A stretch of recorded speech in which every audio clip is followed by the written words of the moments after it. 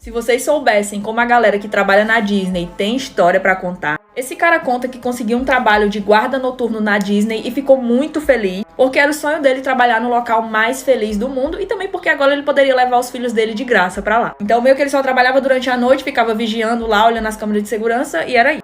O que mais assustava ele é que tinha um código entre os guardas noturnos que chamava 999 Mansão Assombrada. E toda vez que eles falavam 999 é porque alguma coisa tinha acontecido na tal Mansão Assombrada, que ele ainda não sabia onde é que ficava essa mansão dentro do parque. Ele disse que nessa noite fizeram ele ir vigiar em um parque que ficava abandonado dentro da Disney, que era mais ou menos que nem esse, que era um parque que não estava mais sendo utilizado porque em breve ia entrar em reforma. Então ele disse que ficou lá olhando as câmeras de segurança bem no topo, quando do nada, perto das 2 da madrugada, ele simplesmente viu o Mickey, o Pluto e o Pateta entrando dentro do tal do parque. Que no caso era um castelo e dentro desse castelo tinha o parque, as coisas de brincar. Quando ele viu aquilo, ele ficou totalmente confuso, porque eram pessoas que trabalhavam lá, né? Pessoas que se fantasiavam pra trabalhar no parque. Então ele pensou, o que é que eles estão fazendo aqui a essa hora se o parque tá fechado? Se eles deveriam estar em casa e não trabalhando aqui. Ele achou que poderiam ser invasores entrando dentro do parque e começou a repetir o código 999, que era o 999. Só que ninguém respondeu ele, ninguém falou com ele e ele continuou olhando para as câmeras e vendo os personagens entrando dentro do... Nisso que ele começou a falar que precisava de ajuda para checar aquilo ali, ele viu que o Pateta começou a olhar para a câmera, né, que tava filmando ele e encarar, como se soubesse que tinha alguém lá olhando. Ele disse que não entendeu muito bem o que estava acontecendo, tava ficando assustado já, quando o Pateta simplesmente deu as costas e começou a correr para dentro do parque. Como se para chegar mais próximo do vigilante, né? Da onde ele estava vigiando. Ele não esperava ouvir a pancada que ele ouviu antes que ele pudesse pedir por ajuda de novo. Ou pelo menos tentar. A mulher que conseguiu sobreviver com a cabeça pendurada e tá viva até hoje. Tudo isso aconteceu no dia 18 de dezembro de 1994 lá na África. E nesse dia a Alison Bota, corretora de imóveis, tinha passado o dia inteiro na praia se divertindo com os amigos. Depois de passar o dia todo se divertindo, eles ainda resolveram ir pra casa da Alison, comer pizza, jogar, assistir TV e esse tipo de coisa. Só que uma das amigas da Alison queria voltar pra casa mais cedo e ela se prontificou a levar a amiga de volta pra casa. Ela levou a menina, deu tudo certo e na volta ela percebeu que a vaga que ela costumava estacionar estava ocupada por outro veículo e ela teve que estacionar mais à frente, bem abaixo de uma árvore onde deixava o local todo escuro. Na hora que ela conseguiu estacionar, ela foi surpreendida por um cara alto e branco, que no caso era esse, ele estava usando uma faca e começou a ameaçar ela, entrar dentro do carro dela imediatamente. Obviamente que ela ficou desesperada, mas o cara continuou falando para ela acelerar, e isso que ela fez. Só que quando ela acelerou o veículo, ele mudou completamente. Ele abaixou a faca e começou a se apresentar e dizer que na verdade só precisava do carro dela por 1 hora, precisava de uma carona porque ia fazer uma cobrança, disse o nome dele, disse que não ia fazer nada com ela. Isso ela desesperada, dizendo que pelo amor de Deus ele não fizesse nada com ela, que ele podia ficar com o carro se ele quisesse, mas que ele deixasse ela em paz. Só que no meio do caminho, depois dela já ter dirigido um pouco, ele pediu para que ela parasse e foi lá que apareceu o seu comparsa de crime, do Clinton, né, que no caso eu esqueci até de falar o nome dele. E ele simplesmente abaixou o vidro do carro, olhou pro amigo e falou: entra aí que tu vai conhecer tua nova amiga. Acabou que o cara entrou dentro do carro também e o Clinton voltou a mandar a Alison dirigir à frente. Ela dirigiu até eles chegarem em uma parte mais afastada e isolada da cidade. Durante esse tempo, o Clinton mudou completamente de novo, começou a brincar, implicar com ela e começar a rir e dizer que ia inúmeras vezes, isso ela desesperada. Quando eles pararam em um local mais deserto da cidade, ela foi e torto até ficar inconsciente pelos dois caras. Quando ela ficou inconsciente, eles a esfaquearam mais de 38 vezes e se perguntaram se ela já tinha morrido. Só que nesse exato momento, a Alison contraiu a perna e foi aí que eles tiveram a brilhante ideia de decapitar a moça. Eles cortaram a dela e deixaram ela lá pra morrer e foram embora no carro dela também. Só que por um milagre, a Alison não tinha morrido. Ela acordou em 1 hora e notou que os órgãos dela, da barriga, que tinha sido esfaqueada, a maioria das vezes tinha sido os golpes na barriga, estavam saindo, literalmente saindo. Então ela pegou a camisa jeans que ela estava usando e amarrou na cintura para que eles não caíssem no chão, gente. Além de ter que fazer isso, ela também segurava a cabeça para que a cabeça não caísse, já que ela estava com a garganta cortada. Enquanto ela fazia essas duas coisas ao mesmo tempo, ela se arrastava pelo chão até que ela foi encontrada por uma pessoa que passou de carro ao lado dela e ligou para emergência. E outro milagre é que em 1994 quase nem existia telefone móvel, né? Então foi muita sorte dela mesmo. E não acaba por aí não. No hospital ela foi internada e quando a polícia chegou, eles queriam que ela contasse o nome dos caras que tinham feito aquilo com ela. E detalhe, ela tinha tido a garganta cortada, então obviamente ela ela não podia falar e ela também estava entubada. Ela estava se comunicando através de sinais. Só que em dado momento ela fez um gesto para que tirassem os tubos dela e ela conseguisse falar. E com muito esforço ela conseguiu falar o nome dos 2 criminosos, porque a polícia só prenderia um suspeito se ela falasse. Não valia se ela escrevesse, não valia se ela fizesse gestos, ela tinha que falar o nome de quem fez aquilo com ela. E aí que ela conseguiu falar, os 2 foram presos na hora. Hoje em dia ela tá viva, saudável, viaja pelo mundo contando a história dela, tem livro, tem filme e é um mulherão. Não esqueçam de me seguir se gostam desse tipo de conteúdo. Hospital é lugar que acontece cada coisa. Essa médica conta que era uma noite comum na emergência quando deu entrada uma mulher que estava dando à luz. Como ela era a única médica ali presente, ela correu para fazer o parto da mulher e tudo ficou ok. Porém, teve algumas complicações no parto, porque a mulher tinha uns 40 anos, era diabética e já tinha passado de 41 semanas que ela estava grávida. Acabou que o bebê nasceu com problemas na respiração e ele foi levado para UTI. Lá ele teria ficado em uma espécie de incubadora. Tudo bem, no fim tudo deu certo e ok. O plantão da médica de 36 horas acabou logo após aquele parto. Porém, a médica ficou pensando muito, tanto na criança quanto na mãe da criança. Acabou ficando com aquilo na cabeça. Mesmo ela tendo muitos pacientes, ela só conseguia pensar na mãe e no bebê. Aí ela tirou a folga dela e depois de 2 dias ela voltou a fazer plantão. Ela soube por uma enfermeira que o bebê ainda estava internado na UTI, então ela não perdeu tempo em ir visitar a criança. Chegando lá, ela notou que o bebê estava saudável, estava melhorando mais a cada dia.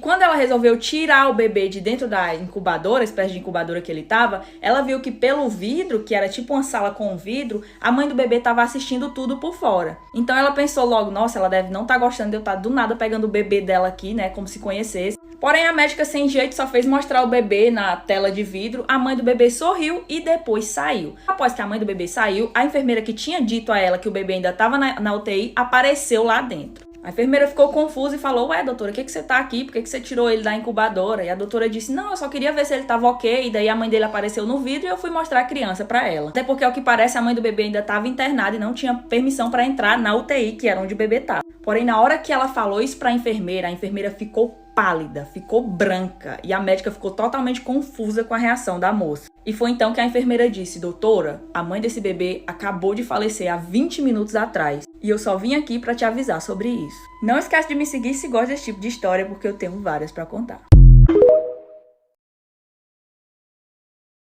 Vocês precisam ter cuidado com quem vocês namoram. Essa menina conta, vamos chamar ela de Megan, que ela tinha começado a namorar um cara. E a primeira coisa que ela descobriu sobre ele foi que a família dele tinha sido brutalmente assassinada. O negócio tinha sido tão brutal que o policial que encontrou a cena tinha dado um depoimento na internet falando que era tudo tão grotesco que se você entrasse lá e visse a cena, a parede, você não conseguia ver o branco da parede, de tanto líquido vermelho que tinha espalhado pela casa. E ela descobriu porque foi uma coisa assim enorme na cidade, ficou no jornal por dias, na internet por dias, enfim. Ela conheceu esse cara no curso de medicina, porque ela fazia medicina na faculdade e ele fazia psicologia. Eles se encontraram, começaram a conversar, viraram amigos e depois namorados. Esqueci de citar, inclusive, que ninguém nunca descobriu quem foi que tirou a vida da família dele de forma tão brusca, era um mistério. E detalhe é que quando isso aconteceu, o cara ficou com um trauma tão grande que ele parou de falar e foi só depois de 2 anos de terapia que ele conseguiu voltar a falar de novo. E foi aí que ele decidiu entrar na faculdade de psicologia, né, pra ajudar outras pessoas que tinham passado pela mesma coisa que ele. Segundo palavras da Megan, ele também era extremamente atraente, ele parecia um menino assim de filme, sabe, 28 anos, com cabelo castanho e olhos extremamente azuis. Ele era muito, muito atraente. Ela se perguntava como é que ele tinha olhado justamente pra ela, porque ela não era esse padrão de bonita. Certa vez ela conta que ele chamou ela pra ir até a casa dos tios, que moravam assim em uma zona mais rural. Era só a casa deles em uma fazenda e não tinha nada por perto, mas era um lugar ótimo pra relaxar, segundo palavras dele. E ela não demorou a dizer sim, foi junto com ele até esse lugar. E assim que ela chegou na casa dos tios, que a tia dele abriu a porta, ela percebeu que a tia era uma pessoa extremamente gentil, que tinha gostado dela de início. O tio também era uma pessoa muito gentil, muito simpática, acomodaram ela no melhor quarto da casa. Eram pessoas de família, pessoas boas. E a casa também era extremamente luxuosa, aquelas casas vitorianas, sabe, assim, vintage, era uma casa bem bonita e elegante. Assim que ela foi pro quarto designado para ela e pro namorado, ela começou a desfazer as malas dos dois, mas ficou extremamente assustada quando entrou no banheiro e viu que o namorado dela estava lá, olhando pro espelho e sorrindo de forma fixa, sem se mexer, sem piscar, só sorria. E o pior de tudo é que ele sorria pro espelho, mas ele olhava pra ela, que tava atrás dele, sorrindo, sorrindo, não parava de sorrir, não piscava, como se ele tivesse travado. Na mesma hora que ela perguntou a ele o que estava acontecendo, por que ele estava fazendo aquilo com ela, ele parou de sorrir e olhou pra ela da forma mais confusa possível, tipo, o que é que eu tô fazendo no banheiro? Depois disso, a Megan foi jantar com os tios do namorado, a comida tava boa, eles eram bons de papo, eram pessoas ótimas, não tinha nada de esquisito, aparentemente. Porém, quando ela voltou pro quarto, né, ela foi pro banheiro escovar os dentes, tomar banho, o Finn também foi fazer isso, depois que eles foram deitar, mas ainda no banheiro, ele começou a sorrir pra ela de forma esquisita de novo. Ele sorria pra ela, não piscava, ele travava assim e ficava sorrindo e olhando pra ela. Ao ponto dela ter ficado irritada essa hora, porque ela continuou perguntando por que ele tava fazendo aquilo, por que ele tava zoando com ela, desse jeito ela tava ficando assustada. E quando ele não respondeu, ela se irritou e foi lá pra cama dizer que ia fazer uma brincadeira ainda pior com ele, porque ele tava assustando. Ela não viu a hora que ele foi pra cama, mas ela acabou adormecendo e acordando só da madrugada, quando viu que ele tinha levantado da cama e viu só assim a camisa branca dele, ele saindo do... Quando ela olhou no relógio, ela viu que eram quase 4 da madrugada, né? Então ela tava com muito sono, mas mesmo assim se esforçou e levantou. E começou a seguir ele pela casa. Ele desceu as escadas e ela chamava ele, fulano, fulano. Ele não atendia, não olhava pra ela, até que ele saiu da casa, assim, do nada. Como eu falei pra vocês, era uma fazenda, era uma zona rural, não tinha nada por perto. Lá na frente tinha só mato, floresta, foi pra lá onde ele foi. Ela seguindo ele, completamente assustada, chamando, ele não respondia. Até que eles chegaram em uma parte da floresta que tinha meio que um lago. E dentro desse lago estavam os corpos dos 2 tios dele, sem vida. E completamente estraçados. Ela começou a gritar, desesperada, e ele ficava lá parado na frente do lago, olhando para os corpos sem reação, sorrindo do jeito estranho, sem piscar, sem... Ela começou a correr, ela saiu de perto, começou a correr para bem longe dali, desesperada, até que ela tropeçou, caiu e aparentemente ela desmaiou. E quando ela acordou de novo, ela tomou outro susto, porque quem tava olhando para ela era a tia do namorado. Ela percebeu o quanto a Megan estava assustada e falou: o que é que aconteceu? Fulano te encontrou caída ali fora de madrugada, disse que você saiu no meio da noite. E quando ela olhou pro lado, ela viu que o namorado estava lá, ao pé da cama dela, com um semblante completamente preocupado, o tio dele também, se perguntando o que é que tinha acontecido com ela. Ela mentiu, disse que não lembrava de muita coisa, que sofria de sonambulismo, mas ela estava achando tudo muito estranho, porque na noite anterior tinha sido muito real para ser um sonho. E tudo piorou quando ela entrou no quarto e viu o que é que tinha em cima da cama dela.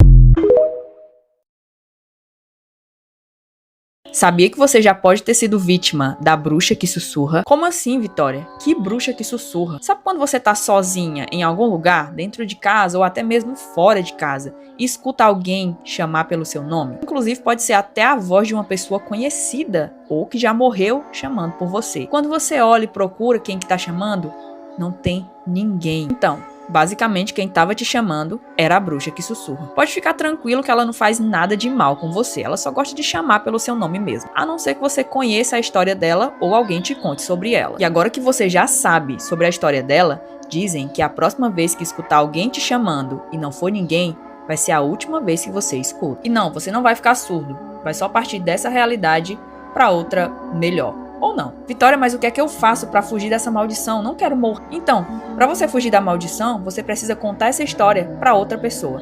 Assim que a outra pessoa ficar sabendo sobre a bruxa que sussurra, a maldição vai ser passada pra ela e você vai ficar livre. E não esquece de me seguir se gosta desse tipo de conteúdo.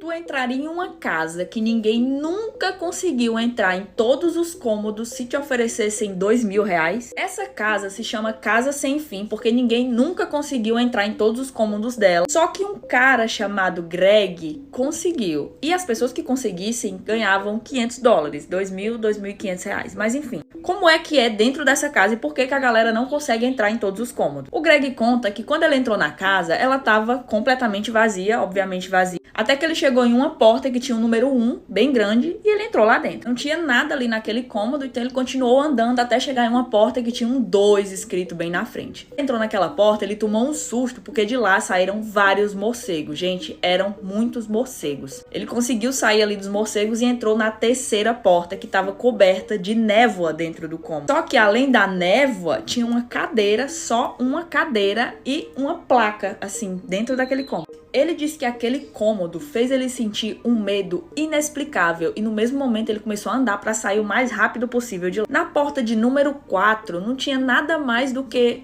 nada, era tudo escuro. Ele se viu em meio ao nada, tudo escuro. Só que naquela escuridão ele só conseguia ouvir um zumbido Era um zumbido tão forte que ele achava que o cérebro dele ia explodir de tão alto. E ia se aproximando dele cada vez mais. Só que antes de aparentemente aquela coisa tocar nele, ele conseguiu entrar na porta de número 5. Na porta de número 5 era nada mais nada menos que uma mata. Era como se fosse uma floresta, sabe? Aquele negócio que coloca planta dentro, botânica, não sei como é. Parecia tudo ok, ele ouvia barulhos de passarinho. O problema é que não tinha passarinho, não tinha nada. E ele ouvia esses barulhos que a gente escuta na natureza. De acordo com que ele andava, ele estava sentindo picadas de insetos pelo corpo dele. Até que aumentou, ele começou a correr. Era como se milhares de abelhas estivessem picando ele ao mesmo tempo. Ele conseguiu entrar na sala de número 6 e lá era parecida com a sala de número 3, porque também não tinha nada lá dentro. Tudo escuro, a única coisa que reluzia ali no meio daquela escuridão era um vestido branco de uma garotinha, de uma criança que tava lá dentro. E quando ela viu ele, ela parecia completamente inofensiva. A primeira coisa que ela perguntou foi: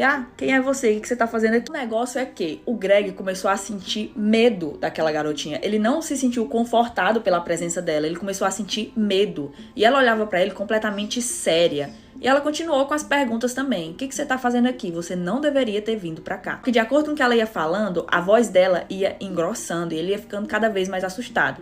Ele tentou voltar e entrar na porta que dava pra mata de novo, mas ele não conseguiu encontrar, a parede estava completamente lisa e a garota se transformava. Tipo, quando ele olhava pra ela, não era mais uma garotinha, era uma espécie de lobisomem. Depois ele olhava pra ela, era a garotinha, mas a cabeça dela era de um bode. Ela ia se transformando em várias coisas e se aproximando cada vez dele. Quando ele ficou mais desesperado ainda, porque achou que ia ser pego, um 7 se transformou assim na parede e ele conseguiu empurrar e entrar no próximo cômodo. Entrou nessa porta de número 7, ele viu que ele estava ao lado de fora da tal casa e ele não perdeu tempo em entrar dentro do carro dele e dirigir sem rumo de volta para casa dele de verdade.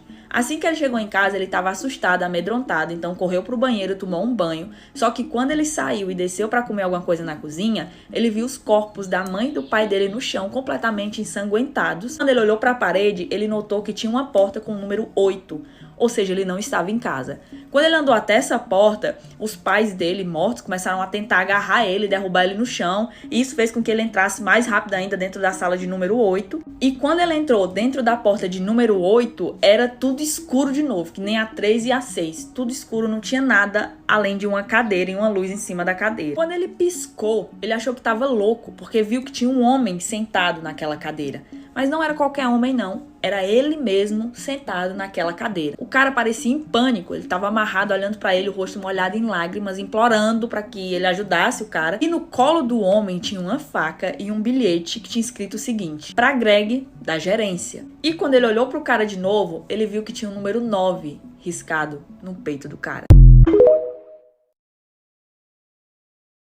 Se você pensou que a Annabelle era a boneca mais possuída do mundo, eu sinto informar que você estava errado. Essa boneca aqui se chama Violet e ela foi encontrada pela primeira vez em uma venda de garagem. Quando um cara passou de carro e viu ela sentadinha em uma cadeira com uma placa que dizia: leve-a embora, ela é de graça. Aí o cara desceu do carro e foi procurar o dono das vendas, né, e perguntar por que a boneca tava saindo de graça e tal. Aí o cara falou que tinha encontrado essa boneca em outra venda de garagem que a filha dele tinha visto. E assim que ela viu a boneca, ela ficou completamente obcecada por ela. Enquanto ele não comprou, a menina não sossegou. Obviamente ele comprou a boneca para a própria filha e no dia seguinte a menina apareceu dizendo que o nome da boneca era Violet. Aí o pai falou: mas você já colocou o nome dela? E a menina falou: não, ela me disse o nome dela. Aí as coisas começaram a ficar meio esquisitas dentro da casa dele. Nesse mesmo dia, o primeiro dia que esse cara teria comprado a Violet, ele também tinha ouvido uma voz de outra garotinha conversando com a filha dele, vindo lá do quarto da menina, né? E ele pensou: será que alguma outra garotinha, alguma amiguinha dela entrou aqui sem eu perceber? Vou lá checar. E assim que ele foi no quarto da menina, não tinha nenhuma outra menina lá além da menina e a Violet. E aí ele perguntou: com quem que você tá falando? E a menina falou: com a boneca. Dias depois, ele deixou a menina ir passar o dia na casa de uma amiga e ficou sozinho dentro da casa com a boneca. Foi quando ele começou a ouvir vozes de novo, uma voz de uma garotinha pequena. Quando ele entrou no quarto da menina, que era de onde essa voz vinha, ele encontrou somente a boneca sentada no meio do quarto. Assim que ele saiu, que ele deu uns passos pra fora do quarto, ele ouviu uma caixinha de música sendo ligada, a caixinha de música que era da filha dele. Seguido disso, ele ouviu o barulho da porta batendo, a porta do quarto, e ele ficou apavorado, mas ele ele pensou que deve ser uma coincidência, eu devo estar imaginando coisa, nada demais tá acontecendo. Aí ele saiu nesse mesmo dia pra trabalhar e quando voltou pra casa, a boneca tava sentada no sofá da sala, lembrando que ele tinha deixado ela em cima da cama da menina no quarto dela. Foi aí que ele ficou tão assustado que resolveu pegar a boneca e colocar dentro da garagem e colocar pra vender lá. Vender não, dar de graça. Contando essa história pro cara, o cara disse que gostava muito de história de terror e ia levar a boneca mesmo assim, já que era de graça também, né? Essa nova pessoa, esse novo cara que pegou a Violet e levou pra casa dele, morava sozinho, trabalhava em casa, passava o tempo todo em casa. E durante 1 mês e meio ele disse que não aconteceu nada de estranho. Ele tinha deixado ela em uma mesinha ao lado da cama e não aconteceu nada. Só que certa noite, enquanto ele tava dormindo, ele sentiu alguém sentar na ponta da cama dele. Ele sentiu o colchão afundar, como se alguém tivesse sentado. Nessa mesma noite, quando ele foi fazer um sanduíche durante a madrugada na casa dele, ele ouviu uma vozinha infantil falando "Ei!", que vinha lá do quarto dele,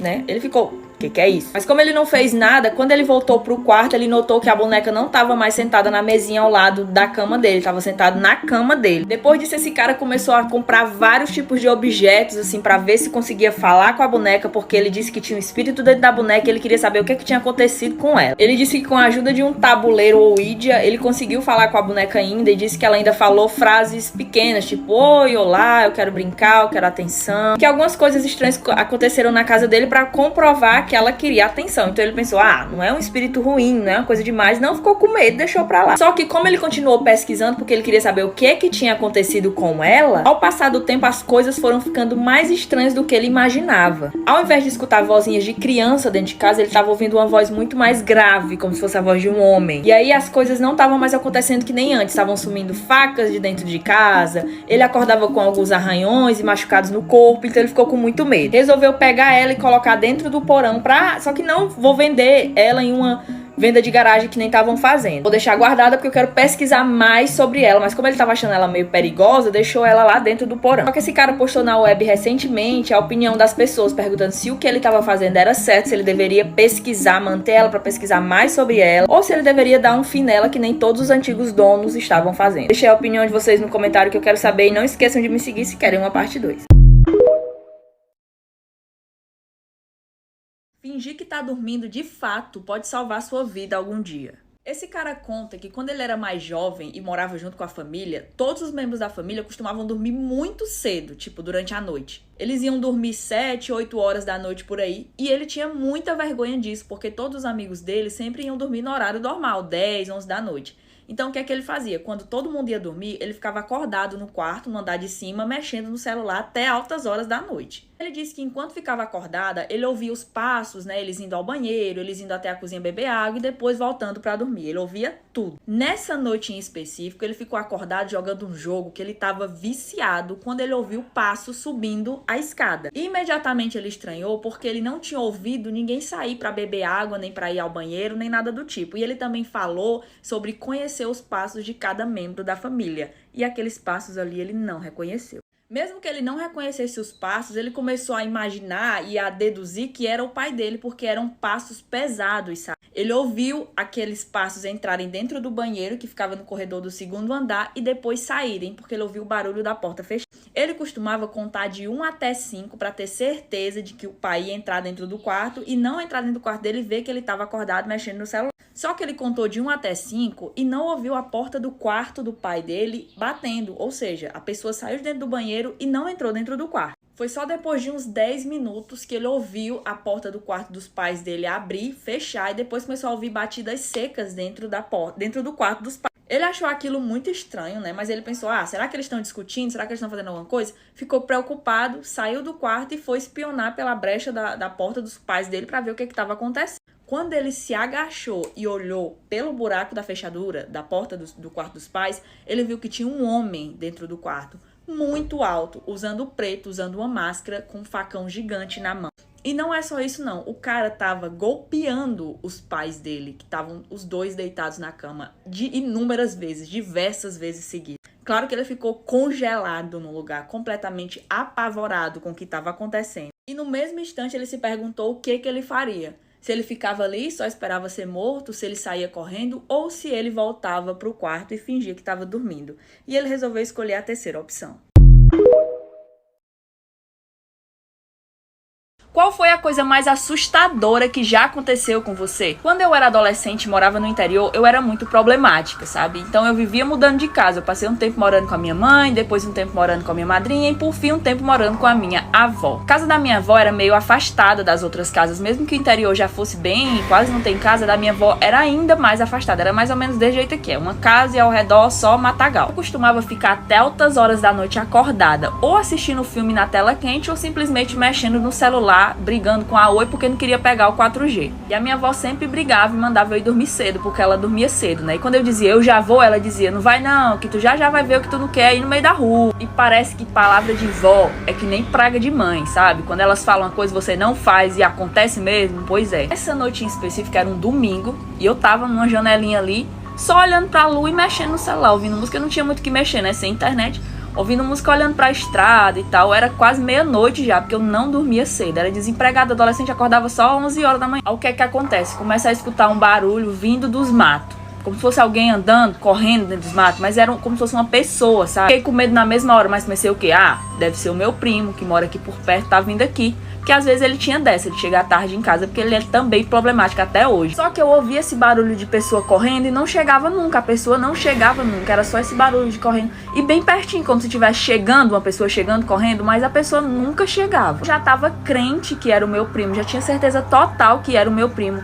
Quando eu comecei a sentir um fedor, galera, um fedor, era como se tivesse assim uma pessoa mesmo morta há dias em estado de decomposição, sabe? Fedor terrível, tão terrível que eu não conseguia respirar por causa daquele fedor. Eu lembro que eu coloquei até a mão no nariz pra ver se passava, mas não adiantava, era como se aquilo tivesse entrado dentro de mim, aquele fedor. Só senti esse fedor que eu entrei dentro de casa, fechei a janela de onde eu tava, porque eu tava nessa janelinha aqui.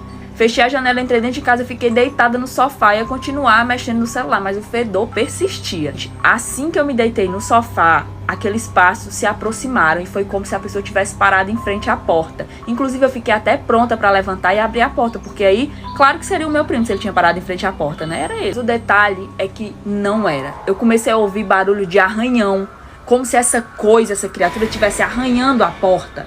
Arranhando a porta, sabe? Eu lembro que eu até baixei o celular e fiquei assim, ó. Eu comecei a sentir um medo tão grande que eu tava toda arrepiada. Sabe quando você... Não sei se vocês já sentiram um medo de ficar arrepiada, mas era um medo tremendo. Aí começou aquele barulho.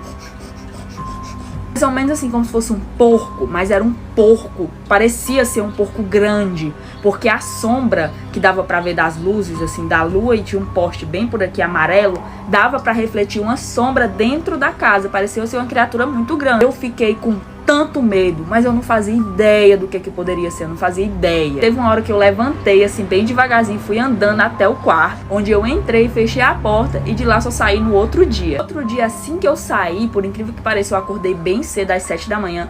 Assim que eu saí, eu fui olhar a porta e, gente, a porta tava toda arranhada. Completamente arranhada, destruída, a porta de madeira frágil. Chamei a avó desesperada pra ela ver, e quando ela viu, ela ficou assim em choque. Ela olhou pra mim apavorada e falou assim, e não é que ele passou por aqui mesmo? Fulana tinha me dito que noite de domingo é a noite que ele se transforma, mas eu nunca tinha visto. Na maior tranquilidade do mundo, falando que um suposto lobisomem estava praticamente do meu lado ontem. Quando eu lembro dessa história, eu sempre fico muito arrepiada, porque foi uma coisa bizarra demais. Inclusive, eu vou deixar as fotos dessa porta arranhada lá na rede ao lado, então se vocês quiserem ver, me sigam lá pra não perder. Me sigam aqui também se gostam desse tipo de história, porque eu tenho um monte pra contar e vocês vão adorar ouvir.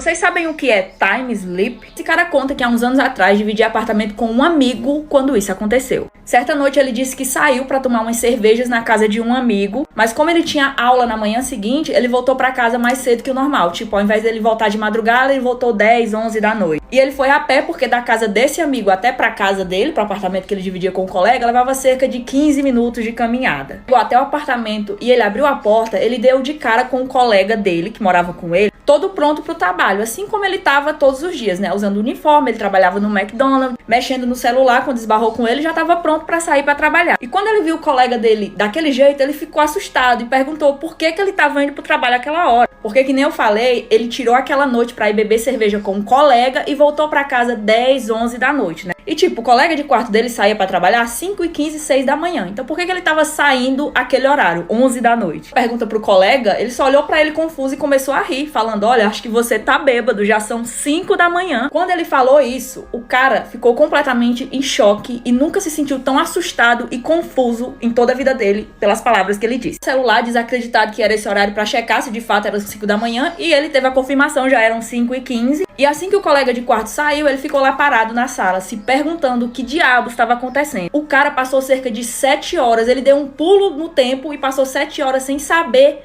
de nada. Foi como se ele tivesse saído 11 horas da casa do colega e chegado em casa às 5 da manhã em uma caminhada de 15 minutos. Ele nunca entendeu o que é que aconteceu durante esse tempo, o que é que ele ficou fazendo durante 7 horas que ele não se lembrava. E quando ele postou essa história lá no Reddit, todo mundo tava comentando que ele passou por um time sleep, que é quando você pula em uma parte do tempo, meio que entre um portal em um horário e sai em outro. Por incrível que pareça, muita gente tem relatos que já passou por isso, e outros acreditam que, de fato, o pulo no tempo, time sleep, exista de verdade. Não esqueçam de me seguir se gostam desse tipo de conteúdo, porque eu tenho várias histórias pra contar.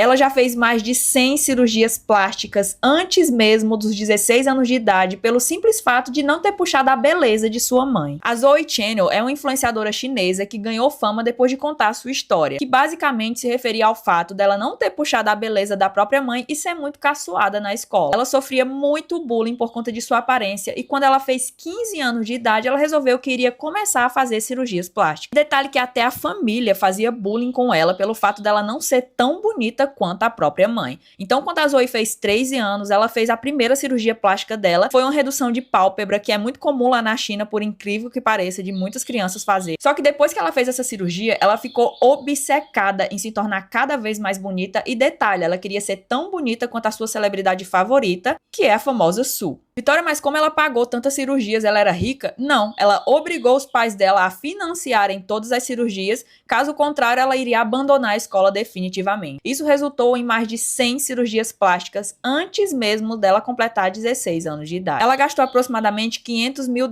que convertendo para o real fica nada mais nada menos que 2,5 milhões, quase 3 milhões de reais em cirurgias plásticas. Inclusive ela fez raspagem óssea, que é a cirurgia plástica mais dolorosa que existe. E ela ainda completou falando que a única coisa que doía era ser feia. Detalhe é que para essas cirurgias ela recebeu tanto anestésico que hoje em dia ela tem perda de memória constante. Ela literalmente esquece de tudo, às vezes até dos familiares, e tem que fazer tratamento médico para poder lembrar das coisas. Mesmo depois de tantas cirurgias, ela ainda fala que ainda não está satisfeita com a própria aparência. Eu aconselho um psicólogo e não cirurgião. E não esquece de me seguir se gosta desse tipo de conteúdo. Uma casa aqui onde eu moro que ninguém tem coragem de passar lá por frente. É qualquer horário, né? Só horário da noite, que nem nos filmes de terror, de madrugada. Muita gente, mas não é todo mundo, mas muita gente que passa na frente dessa casa fala que vê uma pessoa lá dentro da casa. Ou então um casal dentro da casa. A casa tá abandonada há anos. Ninguém nunca viu outra pessoa morando dentro daquela casa, ou alguém indo limpar, ou sabem de quem é essa casa. Mas algumas pessoas que passam nessa casa veem ou uma mulher ali da janela, que nem um filme de terror mesmo, uma mulher na janela, ou então um casal na janela, observando as pessoas que estão passando. Uma amiga minha disse que teve uma época que ela começou a fazer caminhadas ali pelaquela redondeza, e por incrível que pareça, o pessoal dizia que não ia caminhar por ali com medo de ver esse casal. E ela disse que quando estava voltando, que já estava escurecendo, já era 5h30, 5h40 da tarde, estava escurecendo, ela viu uma mulher olhando para ela da janela da casa, e a mulher olhava para ela assim tão séria, que de acordo com ela ia passando, a mulher fazia assim, ó, olhando pra ela, pra onde ela ia, sabe? Ela ficou